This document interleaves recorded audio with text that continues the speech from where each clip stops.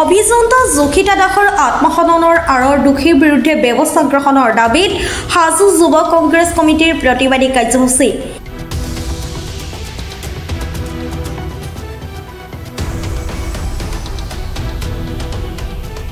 কামৰূপ জিলা যুৱ কংগ্ৰেছ আৰু হাজো শুৱালকুছি সমষ্টিৰ যুৱ কংগ্ৰেছ কমিটিৰ উদ্যোগত প্ৰতিবাদী কাৰ্যসূচী ৰূপায়ণ কৰে।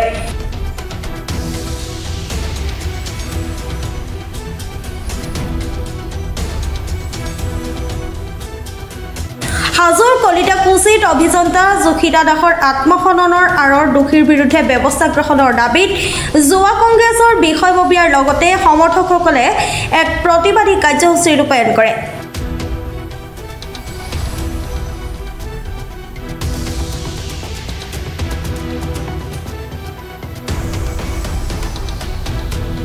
ঠিকাৰ বিল মুকলাই দিবলৈ জ্যেষ্ঠ অভিযন্তাই দিয়া মানসিক নিৰ্যাতন সহ্য কৰিব নোৱাৰি সহকাৰী অভিযন্তা যোশিতা দাসে আত্মহননৰ পথ বাছি লোৱা বুলি অভিযোগ উত্থাপন কৰিছে যুৱ কংগ্ৰেছে।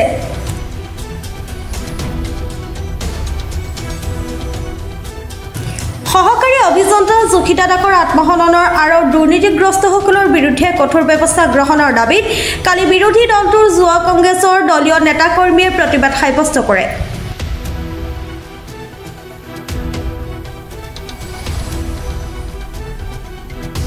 আনহাতে মুখ্যমন্ত্ৰী হিমন্ত বিশ্ব শৰ্মাৰ অতিকৈ ঘনিষ্ঠ ঠিকাদাৰৰ বিৰুদ্ধে কোনো ধৰণৰ ব্যৱস্থা গ্ৰহণ নকৰা ক্ষুব্ধ হৈ পৰে যুৱ কংগ্ৰেছ।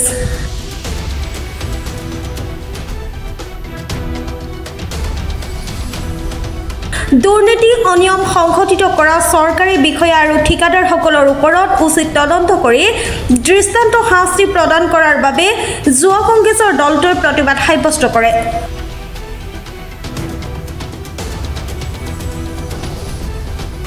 যোশিতা হত্যাকাণ্ড যিটো জড়িত হৈ আছে ঠিকাদাৰৰ যিটো হত্যাকাণ্ড আছে তেওঁৰ মাতৃয়ে তেওঁ ইতিমধ্যে গম পাইছে যোশিতাই নিজ হত্যা কৰা নাই। যোশিতাক মানে প্ৰেছাৰাইজ কৰিছিলে, সেইসকল মানে দুৰ্নীতি কৰিবলৈ তেওঁ প্ৰেছাৰাইজ কৰিছিলে, সেইকাৰণে তেওঁ আত্মহত্যাৰ বলিদান দিব লগা বাধ্য কৰিছিলে।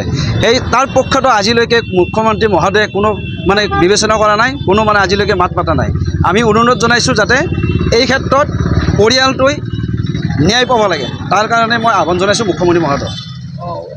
যুৱ কংগ্ৰেছৰ আজি যিটো কাৰ্যসূচী এই কাৰ্যসূচীটোৱে কেনেধৰণে তেওঁ ন্যায় বিচাৰিছে? যুৱ কংগ্ৰেছে এইটো কাৰণে ন্যায় বিচাৰিছে যাতে পৰিয়ালটো ন্যায় পাব লাগে। যিবিলাক মানে দুৰ্নীতিগ্ৰস্ত মানুহ আছিলে তেওঁলোকক তদন্ত কৰি তেওঁলোকক শাস্তি দিব লাগে। আজি প্ৰতিবাদ সাব্যস্ত কৰিছোঁ কামৰূপ জিলা যুৱ কংগ্ৰেছৰ তৰফৰ পৰা আৰু সমষ্টি যুৱ কংগ্ৰেছৰ সহযোগত আমি আজি প্ৰতিবাদ সাব্যস্ত কৰিছোঁ। যি বঙাইগাঁৱত যি আচলতে চৰকাৰী হত্যা হৈছে তাৰ বিৰুদ্ধে আজি আমি প্ৰতিবাদ সাব্যস্ত কৰিছোঁ। সহকাৰী অভিযন্তাগৰাকী আচলতে যেনেধৰণৰ পূৰ্বৰ যিগৰাকী কাৰ্যবাহী অভিযন্তা আছিল দীনেশ শৰ্মা মেধি, তাৰ লগতে আছিল SDO আমিনুল ইছলাম বুলি কৰা যিগৰাকী SDO আছিল, তেওঁলোকে আচলতে তেওঁৰ ওপৰত 12 কোটি টকা ব্যয় সাপেক্ষে এখন মিনি ষ্টেডিয়াম নিৰ্মাণ কৰি থকা হৈছিল। আৰু মিনি ষ্টেডিয়ামৰ নিৰ্মাণৰ নামত ভয়ংকৰ দুৰ্নীতি হৈছিল আৰু অনিয়ম সংঘটিত হৈছিল। তাৰ বাবে আচলতে তেওঁলোকক ৱাক ইষ্টিমেট বনাই দিবলৈ আচলতে যোশিতাক যেনেধৰণৰ জুলুম কৰি থকা হৈছিল, অতিশয্য চলাই থকা হৈছিল আৰু মানসিক নিৰ্যাতন চলাই থকা হৈছিল। আৰু সেই মানসিক নিৰ্যাতনৰ ফলত তেওঁ অৱশেষত আত্মহত্যাৰ দৰে চৰম পন্থা হাতত ল'বলগীয়া হৈছিল। তাৰ বিৰুদ্ধে আমি প্ৰতিবাদ সাব্যস্ত কৰিছোঁ যে খুদ মুখ্যমন্ত্ৰীয়ে যিগৰাকী মুখ্যমন্ত্ৰী হিমন্ত বিশ্ব শৰ্মা ডাঙৰীয়াই যি আচলতে দুৰ্নীতিৰ বিৰুদ্ধে শূন্য সহনশীলতাৰ কথা কয়, তেওঁৰ নিজ অধীনত থকা দপ্তৰতে লোক নিৰ্মাণ বিভাগত আচলতে যি ভয়ংকৰ দুৰ্নীতি পোহৰলৈ আহিছে, আত্মহত্যা যে সহকাৰী অভিযন্তা যোশিতাৰ আত্মহত্যাৰ বিৰুদ্ধে আচলতে ভয়ংকৰ তথ্য পোহৰলৈ আহিছে, ভয়ংকৰ দুৰ্নীতি পোহৰলৈ আহিছে। কিন্তু মুখ্যমন্ত্ৰীয়ে কোনো ধৰণৰ ব্যৱস্থা গ্ৰহণ কৰা আমাৰ পৰিলক্ষিত হোৱা নাই। মুখ্যমন্ত্ৰীয়ে অতি সহজলভ্য সাধাৰণভাৱে এই ক্ষেত্ৰত তেওঁ মতামত দিয়া পৰিলক্ষিত হৈছে। মুখ্যমন্ত্ৰী এটা বিভাগ আছে দুৰ্নীতি নিবাৰক শাখা বুলি কোৱা, আমি দেখিবলৈ পোৱা গৈছোঁ এই শাখাটোৱে আচলতে দেখিবলৈ পোৱা গৈছোঁ যে এটা নিমাত হৈ আছে আৰু মৌনতা অৱলম্বন কৰিছে। এইটো ৰহস্যজনক বিষয়। আমি বিচাৰিছিলোঁ যে যিগৰাকী ৰুদ্ৰ পাঠক বুলি কোৱা যিগৰাকী ঠিকাদাৰ আছে, ৰুদ্ৰ পাঠক বুলি কোৱা ঠিকাদাৰগৰাকী মুখ্যমন্ত্ৰী হিমন্ত বিশ্ব শৰ্মাৰ লগত অতি ঘনিষ্ঠ, মন্ত্ৰীৰ লগত ঘনিষ্ঠ, মুখ্যমন্ত্ৰীৰ লগত ঘনিষ্ঠ থকাৰ বাবে আচলতে তেওঁৰ বিৰুদ্ধে কোনো ধৰণৰ ব্যৱস্থা হাতত লোৱা পৰিলক্ষিত হোৱা নাই। তেওঁ আচলতে বিভিন্ন ধৰণৰ জুলুম কৰাও পৰিলক্ষিত হৈছিল বুলি মাতৃয়ে ইতিমধ্যে যোশিতাৰ সহকাৰী অভিযন্তা যোশিতাৰ মাতৃয়ে ইতিমধ্যে আচলতে সংবাদ মাধ্যমৰ ওচৰত জনাইছে যে যোশিতাই যি ৰুদ্ৰ পাঠক নামৰ যিগৰাকী ঠিকাদাৰ আছে ঠিকাদাৰৰ কাম লৈ আচলতে তেওঁ মানসিক নিৰ্যাতনত ভুগিছে বুলি ইতিমধ্যে আচলতে সদৰি কৰিছে। এই ক্ষেত্ৰত আমি দাবী জনাইছোঁ যিগৰাকী ৰুদ্ৰ পাঠক নামৰ ঠিকাদাৰ আছে ঠিকাদাৰক কৰায়ত্ব কৰিব লাগে আৰু কৰায়ত্ব কৰিলে আচলতে ওলাই পৰিব আচলতে ইয়াৰ অন্তৰালত কোন কোন তেওঁৰ লগত জড়িত হৈ আছে আৰু যি মানসিক নিৰ্যাতন চলাই কেনে আত্মহত্যাৰ চৰম পন্থা বাছি ল'বলগীয়া হ'ল এগৰাকী মেধাসম্পন্ন কৰ্মোদ্যমী আৰু সততা থকা এগৰাকী আমি সহকাৰী অভিযন্তাক আমি হেৰুৱাই পেলাইছোঁ। সেইবাবে আমি আজি যুৱ কংগ্ৰেছৰ তৰফৰ আমি প্ৰতিবাদ সাব্যস্ত কৰিছোঁ যে যোশিতাৰ পৰিয়ালক ন্যায় পাওক, যোশিতাই ন্যায় পাওক আৰু যদিহে ভৱিষ্যতৰ দিনত আমি তেনেধৰণৰ ন্যায় পোৱা পৰিলক্ষিত নহয় যে আগন্তুক সময়ত যুৱ কংগ্ৰেছে ইয়াতকৈ জংগী আন্দোলন কৰি তুলিবলৈ বাধ্য হ'ম।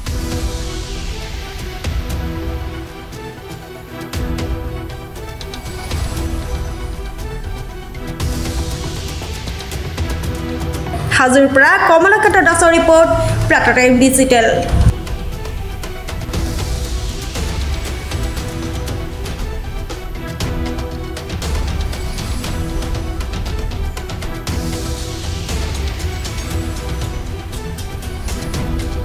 অসমৰ সংবাদ জগতখনৰ বাবে এক সুখৰ খবৰ।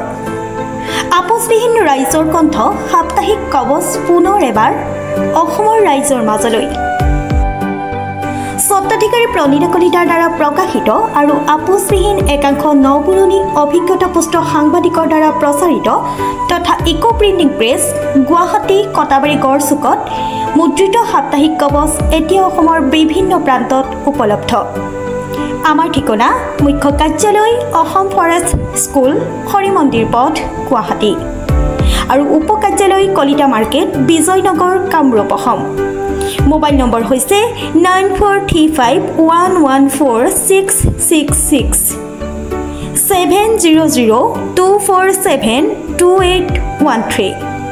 আমাৰ ইমেইল আইডি হৈছে kobos2025@gmail.com।